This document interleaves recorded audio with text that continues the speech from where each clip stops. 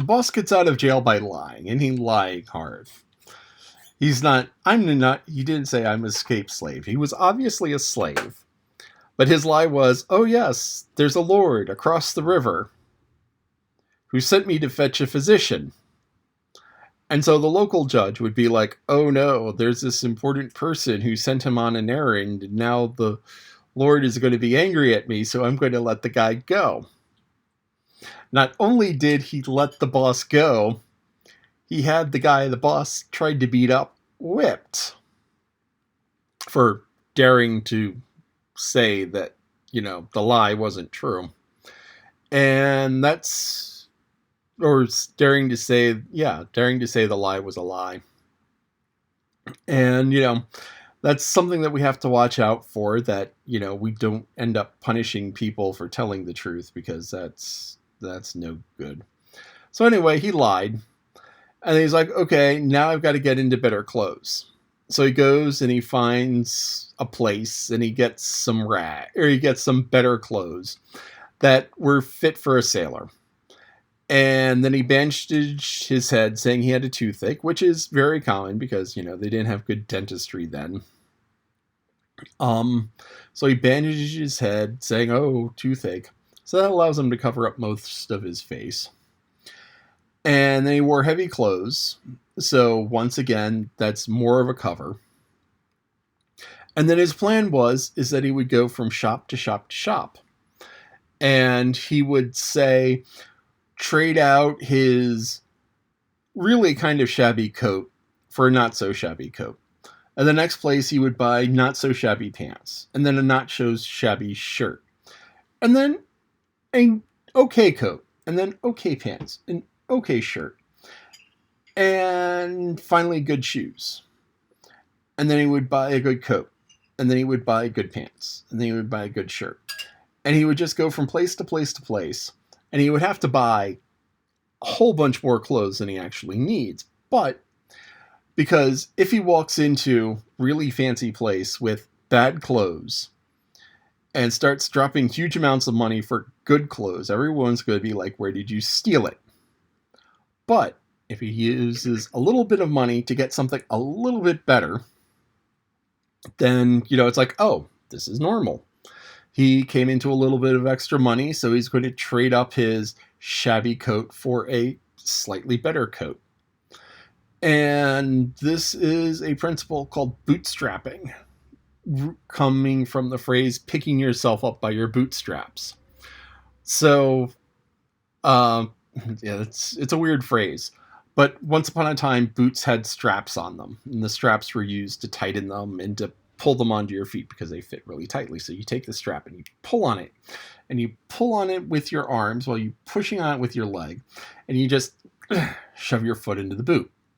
Now, the idea is that you could go up by just pulling up on the bootstraps. So essentially, if you pull hard enough on these things attached to your feet, you'll lift yourself up, which totally doesn't work because physics says that when you apply the force up to the bootstrap, you're actually also applying a force down to your hands. And the force down to your hands then gets transmitted down to your shoulders and down to your feet. So when you lift up by the bootstrap, you're actually increasing the force of your foot against the boot. And essentially, all this does is work to tear out the bootstraps or tear apart the boots. So, you can't pick yourself up by your bootstraps, but it became such a common phrase that it was used to be a sort of incremental improvement. So when you have computers and you talk about booting up a computer or rebooting a computer, it's because the process of starting a computer once upon a time was a long, complicated thing, where you go and you would set memory switches. And the memory switches would then load a little bit of code. And that little bit of code would be the code to run the disk. And then you take the code that runs the disk and you load the basic operating system. And then you run a more advanced operating system. So there was this whole big, long, convoluted process to just turn a computer on. And of course, this has all been replaced by hit the power button and it comes on. Or with a tablet, you just tap it and it wakes up because it's never actually really off. But booting up the computer is the process. And so he's following the whole bootstrapping principle of taking a little bit to go to the next step and the next step to the next step to the next step until finally he was going to be dressed in finery, walking up to people he knew and said, "Hey, I have this problem." But no. He saw the guard and the slave, and he's like, "Oh, this is no good." So he had a few options. One, he could have ducked out the back. Two, he could have sent the guard on some fool's errand, walked out the front. No. He decided to do the worst of all possible worlds. He sent the guard on a fool's errand out the back, and then he went out the back. And so in a situation like this where you have a couple of entrances, he could have sent the guard out the back and walked out the front. He could have just walked out the back. I mean, seriously. He could have just walked out the back and he would have been okay.